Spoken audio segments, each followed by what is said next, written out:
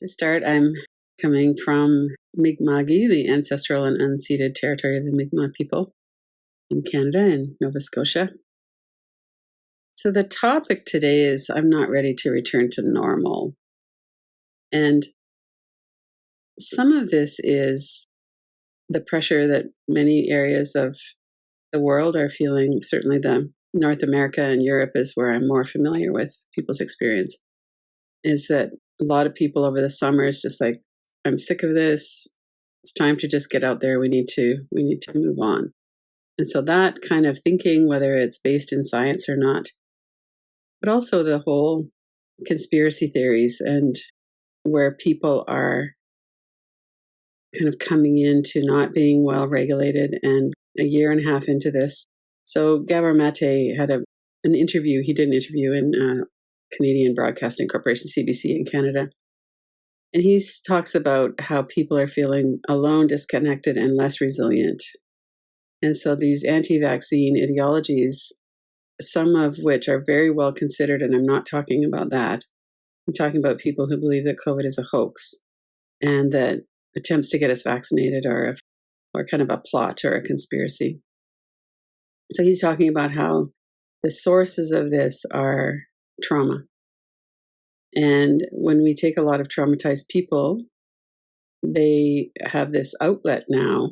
So the issue is more of a flashpoint for their own unresolved trauma. It doesn't make sense when we look at the way people are feeling so passionate about this. To understand it through this lens was particularly helpful for me. And I wrote a second blog post a couple of days ago on this because I wanted to just be really clear, and especially here in our community. I'm not talking about when we're doing these inquiries, I'm not talking about people who choose not to be vaccinated or who are vaccine hesitant. I'm talking about people who believe that COVID is a hoax and that vaccinations are a conspiracy to take away our freedom. Those are very, very different.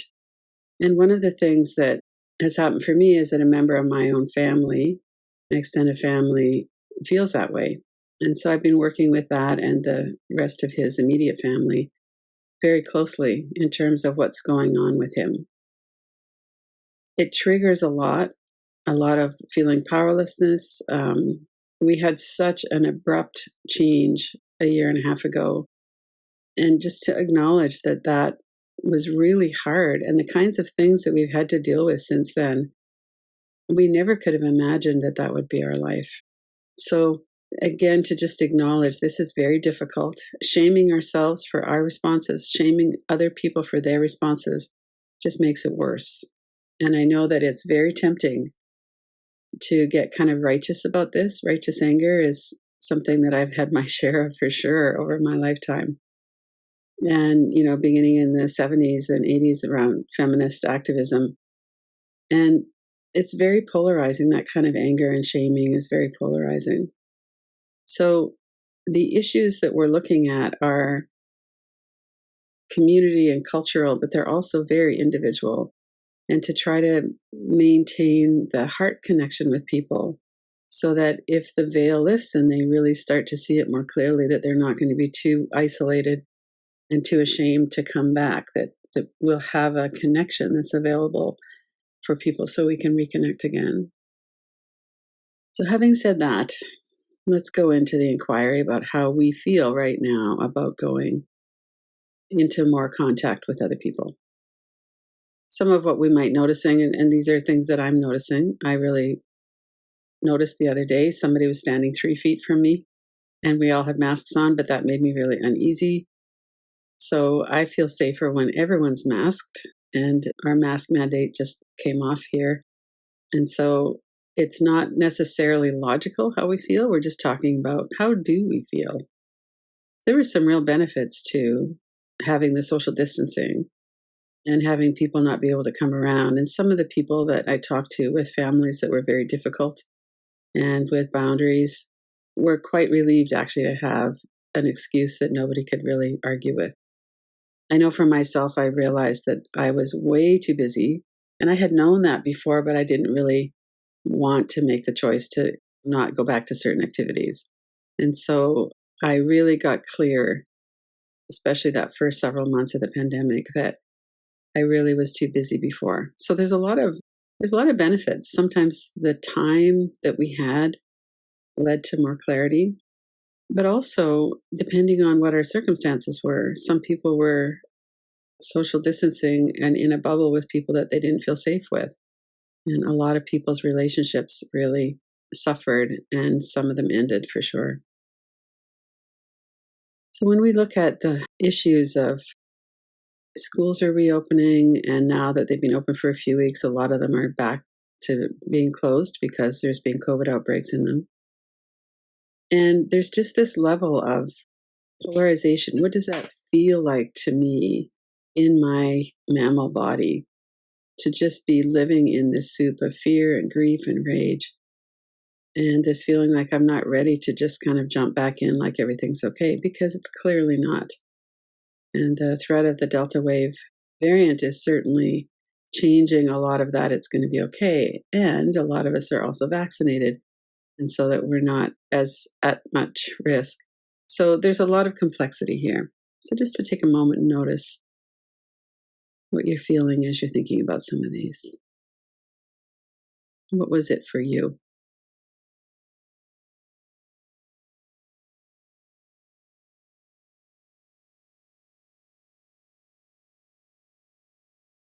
So if we're looking at the ways that people are looking at vaccination, one of the things that really feels tragic is that a lot of the public has been manipulated into mistrusting scientists and politicians. And I'm not saying that politicians are trustworthy, for sure. I know there's a lot of issues there and a lot of greed and a lot of problems. And that we seem to be coalescing into this really ripe situation for people to believe conspiracy theories, in part because some of what people are saying is true or it's partly true. And then, the Center for Disease Control in the United States, these are the statistics. If you don't have a vaccination, and this tends to go along with people who also aren't maybe being very careful. So this is not everybody for sure.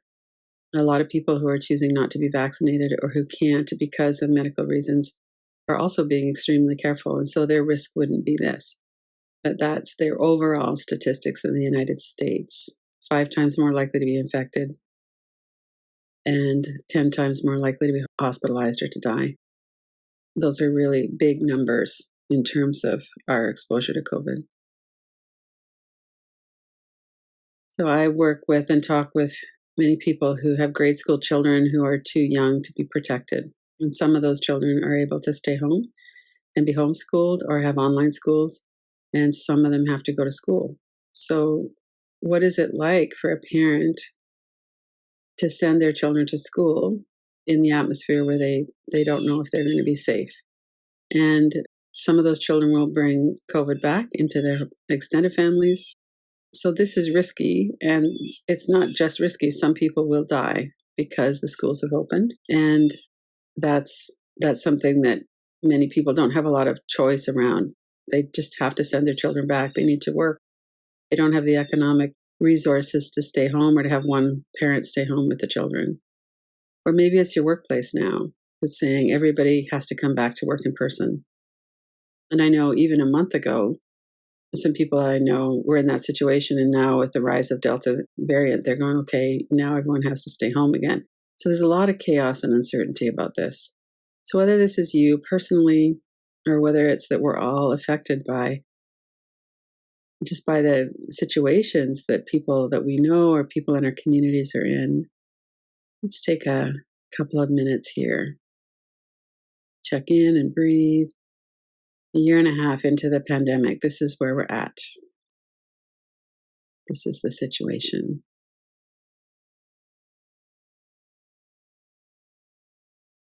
And if you're feeling overwhelmed or like you want to take a step back, do that. Open your eyes, look around the room, hold your own hands, do some box breathing. Get yourself kind of steady again. And really to notice what's here. Probably for almost everybody, fear would be one component. Grief, anger, all kinds of emotions that might be coming through. So let's take a moment to feel into that. What is it that's here?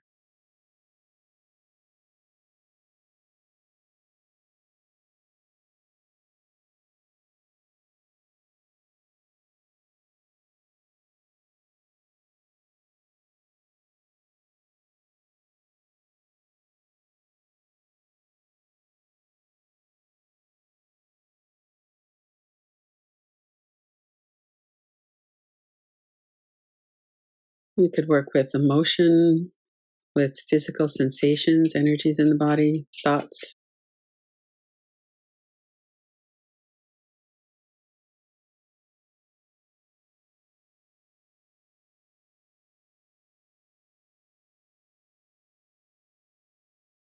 And then we come back to the world at large. So one of the things as we're looking into maintaining some kind of an open heart with people who believe something that we don't is that each side, so to speak, believes that their sources are telling the truth and people on the other side are deluded. So when I talk to this family member, he very firmly believes that I'm deluded and that I'm wrong and that I shouldn't trust the people, the doctors, the politicians, the medical community, including my own daughter in law, who's a doctor, that all of those people are deluded. And someone who believes, as I do, more science based, and who has the vaccine, I believe that the truth that he's hearing from his sources are not the truth. He believes it is, but he's being misinformed. So we have all of this fake news. We have a lot of accusations going back and forth. And it's kind of interesting because some of the accusations are the same on each side. Like we're in the middle of a mass hypnosis. That could be from me talking about someone who believes it's a conspiracy, or it could be from someone who believes it's a conspiracy, thinking that I'm being hypnotized. So it's very interesting how both sides have their own views, and a lot of them are very similar. Fear is the real virus. So some of these accusations or some of these statements are true in a way. Fear is a problem for all of us. It's activating a lot of us. And it's not COVID. It's fear is not the virus. So as we're looking at this breach of trust, that's what really, really feels important right now. That we felt, whether it was true or not, we felt that we had a social contract, that we all kind of take care of ourselves. And there are some people who are going to be kind of 100% on board and really not question. There are other people that are going to be, I do feel a responsibility to other people and I don't agree with these things. And so for that reason, I'm going to do it this way. And so there's a lot of room for variation there. But when we see a widespread millions of people who are believing that COVID is a hoax and that vaccinations are not right because they're a way to control people, it's a way to put tracking devices into our body and all those kinds of things that are believed by many people, then it feels like that social contract is broken. It feels like people who believe that are selfish, they're irresponsible, and that we can't really pretend anymore that we have a glue that holds our countries together, our communities together. And then we have, of course, the whole fight, flight, freeze. We don't have reliable access to our higher level brain development. There's a feeling of it's us against them. And then we take it farther. And, one of the questions I have for sure is how could I trust someone who believes that COVID is a hoax to be rational about other things? Because it feels like if their thinking brain is offline, then they're not going to be thinking well about other things either. And if we don't have common ground or common respect or a common way to talk about this, then we feel really powerless. So again, let's kind of just sit into that for a moment. Notice what it is that you feel.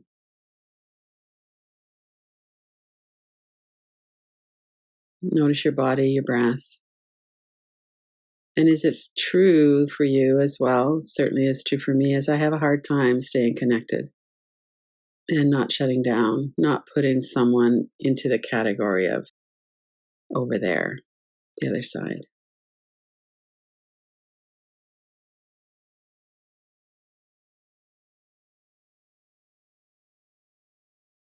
So until COVID, we had a pretty good idea of what our life was going to hold.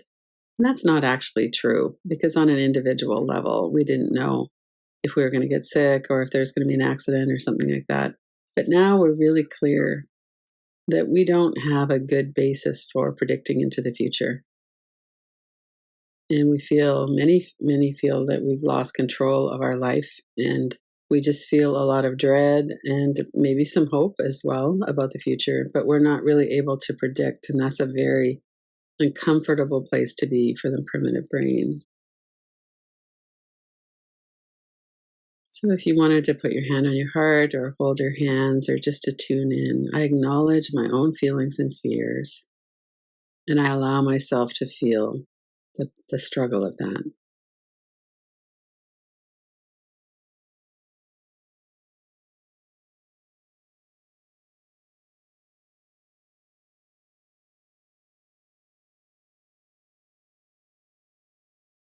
I feel powerless. I don't understand people.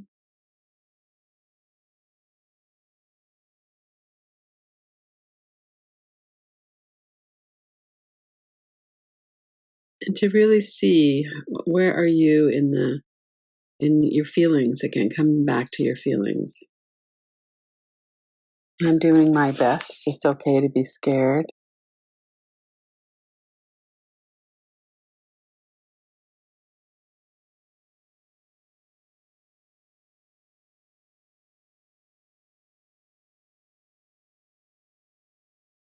As we come into the last part of this, to check before we do where we are on the polyvagal ladder right now.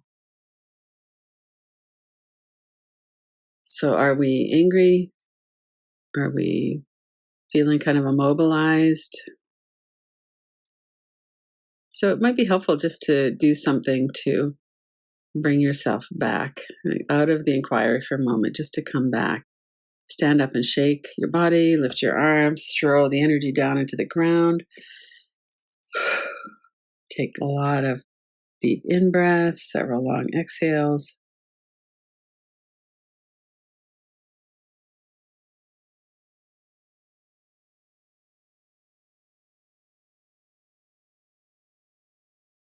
Let yourself come back to presence, back to awareness.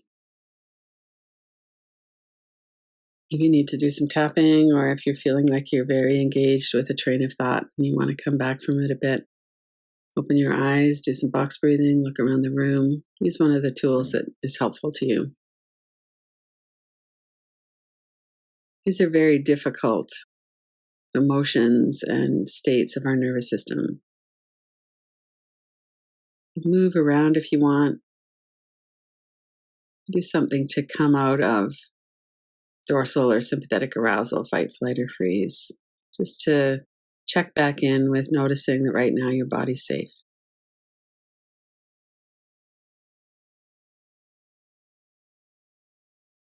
And then to kind of approach this from a different angle.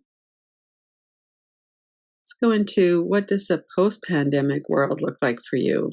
So we're not there yet. I think we can all agree on that. And yet we're in a very different place than we were 6 months ago or a year ago. So what do you want to continue to cultivate? What do you want to let go of? What is it that you could feel would be helpful to cultivate right now as we move into this new phase, which is very similar to some of the old phases, but it's a little bit different as well. Let's take a couple of minutes.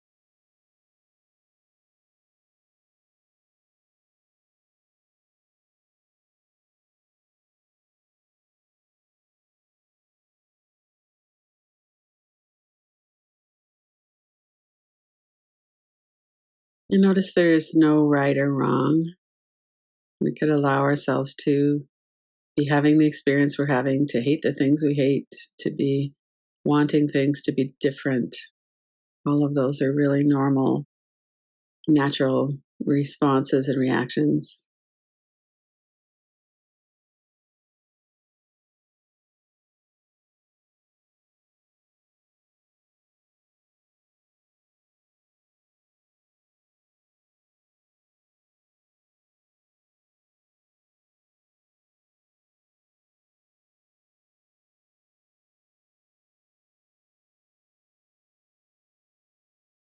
If you were to we'll take a couple of more minutes so we have time to really kind of sink into this. If you were going to think about what you wanted to really bring forward this month and next year, and if you were looking back on it from a few years from now, what did you learn? What did you discover about yourself, about other people?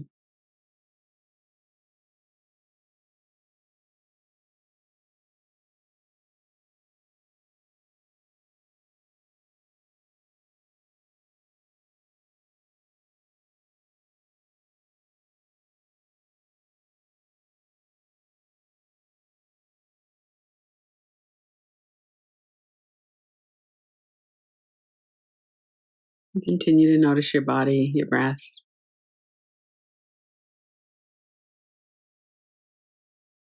where you are on the ladder. Are you in fight, flight, or freeze? Are you coming back to a more settled place?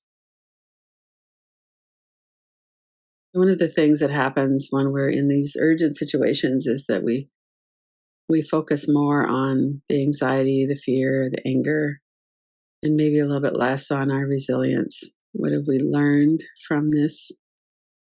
Maybe there are things that we thought before, well, I could never handle that. And in fact, we have.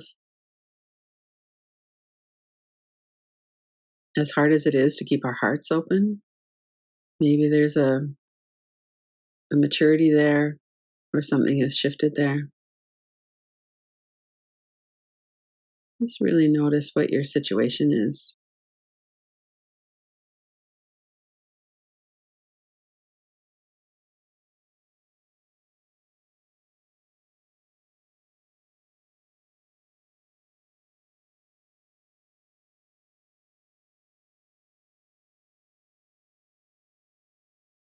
It's so helpful to give ourselves time to really notice what our experience is and where we're at and to come back into regulation, to let our nervous system settle.